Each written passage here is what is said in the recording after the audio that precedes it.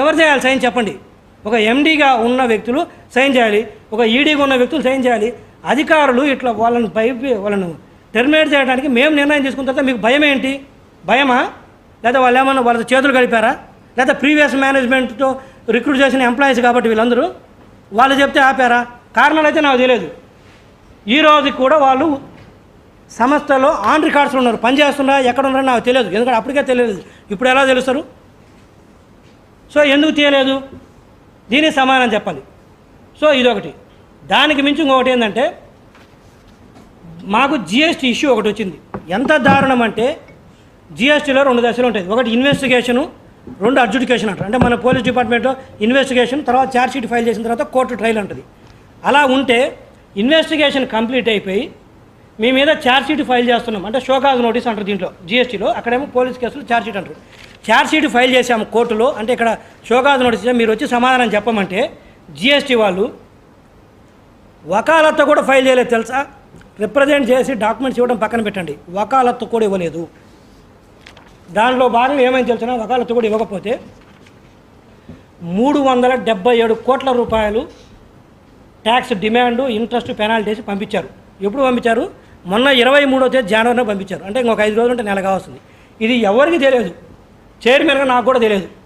వస్తే దాన్ని కూడా మడిచిపెట్టి దాచిపెట్టి కూర్చున్నారు. 377 కోట్లు. ఈ సంస్థ ప్రాణం ఎంత? దానికి వేసిన పెనాల్టీ ఎంత? పోనీ ఉట్టి పుణ్యానికి వచ్చింది రిప్రజెంట్ చేయక.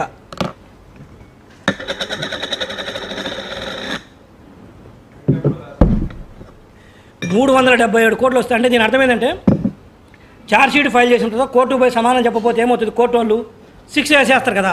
అలానే మాకు షోకాజ్ ఇచ్చిన తర్వాత అడ్జుడికేషన్ అటెండ్ కాకపోతే 377 కోట్ల రూపాయలు పెనాల్టీ వేశారు. 23 జనవరిలో వస్తే నాకు ఇంతవరకు చూపించలేదు.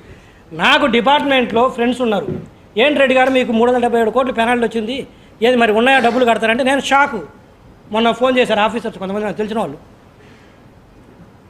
నిన్న మా వాళ్ళని అడిగితే అప్పుడు తీసిచ్చారు. మరి ఎందుకు దాచిపెట్టాలి దీన్ని? ఎవరి కోసం దాచిపెట్టాలి? ఇప్పుడు నేను అప్పీల్కి వేయాలి.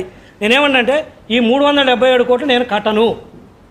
ఈ 2 నెలలకు 3 నెలలకు జీతాలు ఇచ్చారు కదా ఎంప్లాయీస్కి, అది కూడా నేను కట్టను. ఇది కన్సర్న్ ఎండి నుంచి, కన్సర్న్ హెచ్ఆర్ ఈడీ నుంచి రికవరీ చేయాల్సిందేను. ఇది నా ప్రపోజలు. దీన్ని అడ్వకేట్ జనరల్ ఆఫ్ ఆంధ్రప్రదేశ్కి నేను రైటింగ్లో రాస్తాను. వారు ఇచ్చే లీగల్ ఒపీనియన్ మీద సిఎస్ గారు కూడా రాస్తాను, చీఫ్ సెక్రటరీ ఆఫ్ ఆంధ్రప్రదేశ్ వారికి కూడా రాస్తాను. వారు ఇచ్చే అభిప్రాయం మీద మేము ముందుకు వెళ్తాము. నా ఉద్దేశం అయితే ఇది పూర్తిగా ఇది తెలియని సబ్జెక్ట్ కాదు, లెథార్జీ అంటారు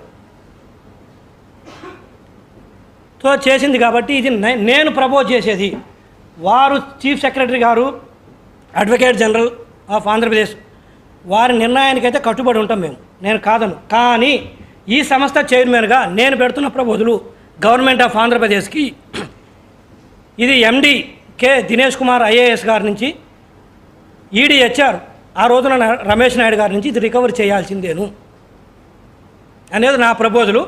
ఇక ప్రభుత్వం ఇష్టము, వాళ్ళు ఏం చేస్తారనేది, వారు ఏ నిర్ణయం తీసుకున్నా కూడా ఈ సంస్థ చైర్మన్గా నేను కట్టుబడి ఉంటాను. ఇది టెర్మినేషన్ ఆఫ్ ఎంప్లాయీస్ జిఎస్టీ సంబంధించి. ఇంకోటి ఏంటంటే, నేను నవంబర్ 15 ఛార్జ్ తీసుకున్న తర్వాత ఇన్కమ్ ట్యాక్స్ ఫైలింగ్లు చేయించలేదు. 31 అక్టోబర్కి ఇన్కమ్ ట్యాక్స్ ఫైలింగ్ చేయించాలి. ఫైల్ చేయకపోతే ఏమో తెలుసున్నా, మనకు రావాల్సిన డబ్బులు రావు, ప్లస్ భవిష్యత్తులో మనకి ఏదైనా లాస్ ఉంటే దాన్ని క్యారీ ఫార్వర్డ్ కాదు. అది కాకపోతే దానికి భవిష్యత్తులో మనం ట్యాక్స్ కట్టాల్సి ఉంటుంది.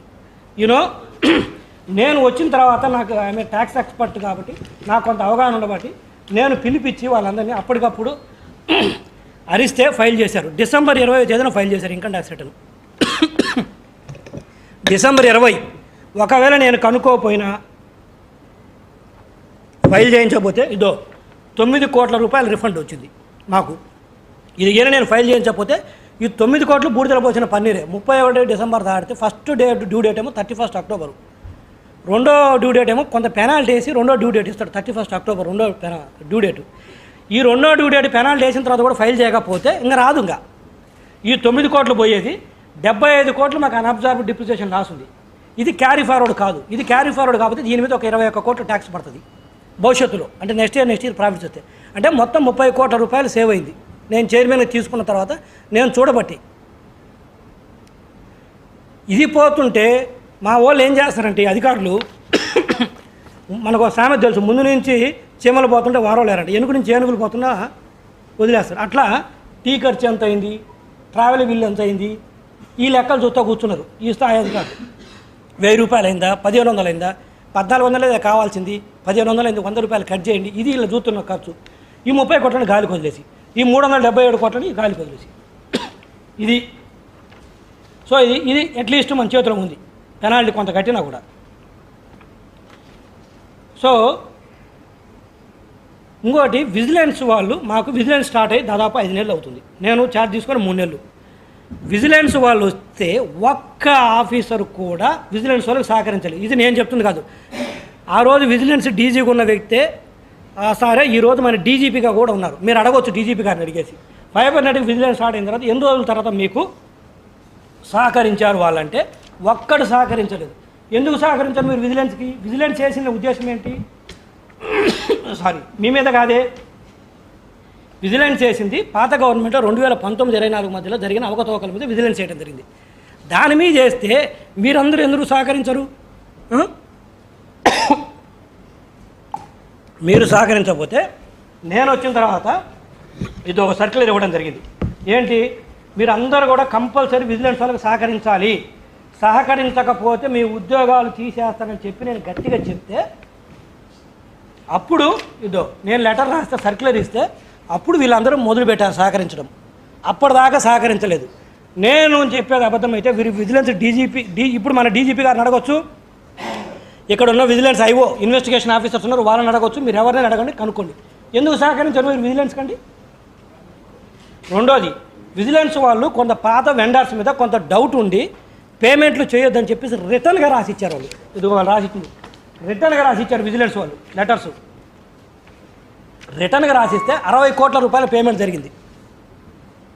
బీయింగ్ ఏ ఎగ్జిక్యూటివ్గా నేను దాన్ని వ్యతిరేకించి సమర్థిస్తాను, ఎందుకంటే పేమెంట్లు జరగకపోతే కొంత ప్రాబ్లం అవుతుంది నాకు తెలుసు. కానీ విజిలెన్స్ వాళ్ళు ఒక దాని మీద డౌట్ ఉంది, పేమెంట్ స్టాప్ చేయమన్నప్పుడు ఏం చేయాలి? ఆఫ్ చేయాలి, లేదా వాళ్ళని కన్విన్స్ చేసి పర్మిషన్ తీసుకొని పే చేయాలి. కానీ ఇది చేయకపోగా పేమెంట్ చేస్తే దాని అర్థమైంది నేను అగెనెస్ట్ కాదు పేమెంట్ చేయడానికి, వెండర్స్కి చేయాలి, పనులు ఆగిపోతాయి, నేను కాదన్ను. ఒక్క నిమిషం. సో ఇది ఒక పాయింట్, పేమెంట్ చేయడం జరిగింది. ఎలా పేమెంట్ చేస్తారు? నేను ఈ 60 కోట్లను కూడా వాళ్ళ నుంచే రికవర్ చేయాలని ఆంధ్రప్రదేశ్ ప్రభుత్వానికి నేను చెప్తున్నాను. తర్వాత వాళ్ళ ఇష్టం, నాకు సంబంధం లేదు. ఏ నిర్ణయం తీసుకుంటారనేది వాళ్ళ ఇష్టం.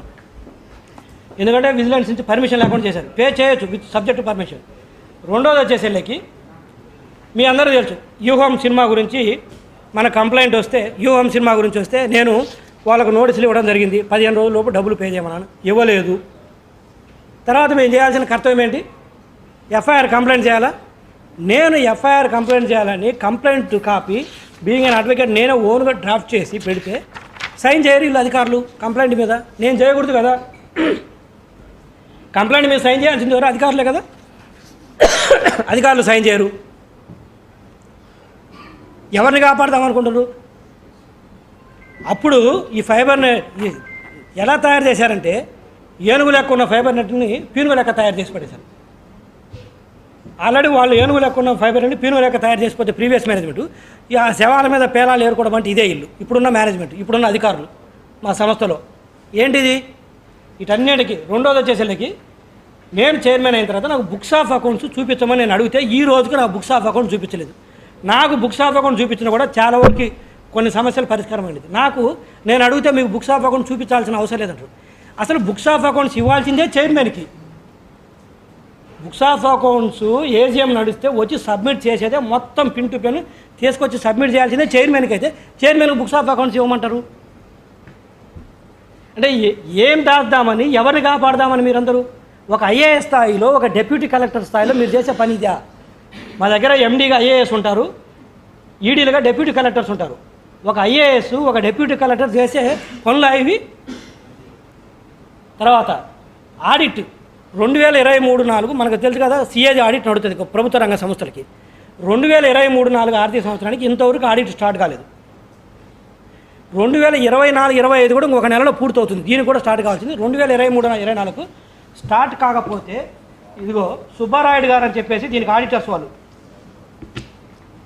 సుబ్బారాయుడు గారు CAG auditors, P Subbarayudu and co chartered accountants auditors.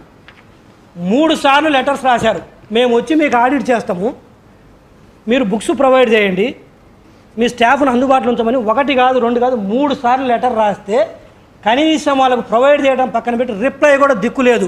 ఏది 2023-24 ఆర్థిక సంవత్సరానికి వాళ్ళు ఆ సంవత్సరానికి 3 సార్లు రాస్తే దిక్కు లేదు రిప్లై. 24-25 కూడా అయిపోని వస్తుంది ఇంకొక నెలలో. ఇది పరిస్థితి.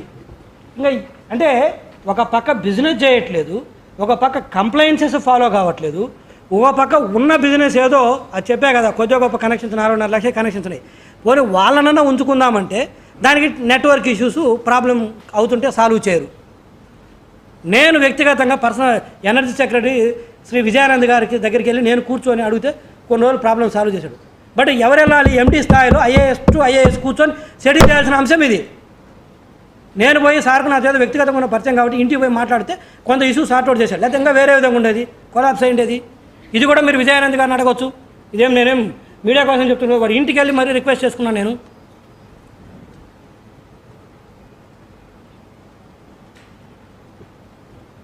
నేను ఎంతో దీన్ని ప్రొఫెషనల్ మేనర్లో ఈ ఆర్గనైజేషన్ రన్ చేసుకోవాలనుకుంటుంటే నీట్గా రన్ చేస్తే దాదాపు 2,000 కోట్ల రూపాయలు టర్నోవర్ చేయడానికి స్కోప్ ఉన్న సంస్థ ఇది. అలాంటిది 200 కోట్ల టర్నోవర్, అది కూడా లాస్ట్ ఇయర్. ఈ సంవత్సరం ఎంత వస్తుందో చూడాలి మార్చి తర్వాత. నీట్గా రన్ చేద్దామంటే ఇదేం కర్మ. మరి ఇది ఇప్పుడు మీ అందరూ తెలుసు, అవినీతి వేరు, ద్రోహం వేరు. మనకు పాకిస్తాన్కి యుద్ధం వచ్చిందనుకోండి, యుద్ధ సామాగ్రి కొంటాం మనం. ఒక 1000 కోట్లకి యుద్ధ సామాగ్రి కొన్నప్పుడు ప్రొక్యూర్మెంట్ వాళ్ళు లేదా ఏదో కొంత కక్కుర్తి పడి 10% కమిషన్లు తీసుకుంటారు. అది అవినీతి, కరెక్ట్? అసలు యుద్ధ సామాగ్రి కొనకుండా ఏడో 100 కోట్ల కమిషన్, పాకిస్తాన్ వాడు వచ్చేసి నువ్వు కొనొద్దు, నీకు ఒక 150 కోట్ల కమిషన్ ఇస్తారంటే ఆ 150 కోట్ల కమిషన్ తీసుకొని అసలు మెటీరియల్ కొనవు, యుద్ధ సామాగ్రి కొనకపోతే అది ద్రోహం. అవినీతినైనా క్షమించవచ్చు కానీ ద్రోహాన్ని క్షమించకూడదు అంట నేను అనేది. ఇక్కడ చాలా చర్యలు అవినీతి కంటే కూడా అవినీతితో పాటు ద్రోహం చేసే చర్యలు చాలా ఉన్నవి. అది నేను చెప్పేది. సో నేను వచ్చేసి ఇది అడ్వకేట్ జనరల్ గారికి చీఫ్ సెక్రటరీగా రాస్తాను. నా సంస్థ చైర్మన్గా నేను పెట్టే ప్రపోజల్ ఇది. ఇంత లెథార్జీ, ఇంత లెక్కలేనితనము, ప్రభుత్వ సొమ్ము అంటే ప్రజల సొమ్ము అంటే నాది కాదు కాబట్టి, నాకు అనవసరం కాబట్టి నేను ఎట్లనైనా ఉంటాను, నన్ను అడిగేవాళ్ళు లేడు, మాకు రెమెడీస్ ఉన్నవి, ఇమ్యూనిటీ ఉంది మాకు అధికారులకి, మా ఇష్టం వచ్చినట్టు బిహేవ్ చేస్తాము అని చేస్తానంటే నేను చేసేది ఏం లేదు. మీకు ఉన్నాయి remedies, but at the same time along with your remedies మీకున్న గౌరవంతో పాటు మీకు బాధ్యతలు కూడా ఉన్నవి. అది గుర్తుపెట్టుకోవాలి. ముఖ్యమంత్రి గారు పదే చెప్తున్నది మీరు పాటించాలి. ఇది నా సంస్థకు సంబంధించింది, మిగతా సంస్థల గురించి నేను మాట్లాడలేదు. కానీ ఈరోజు ఇలా నేను చెప్పిన ఇన్కమ్ ట్యాక్స్ జిఎస్టీ చాలా ఐటలు ఉన్నాయి, పట్టించుకోవట్లేదు. మరి ఎందుకు ఇంత ఇంతగా దిగజారుతున్నా నాకు అర్థం కావట్లేదు.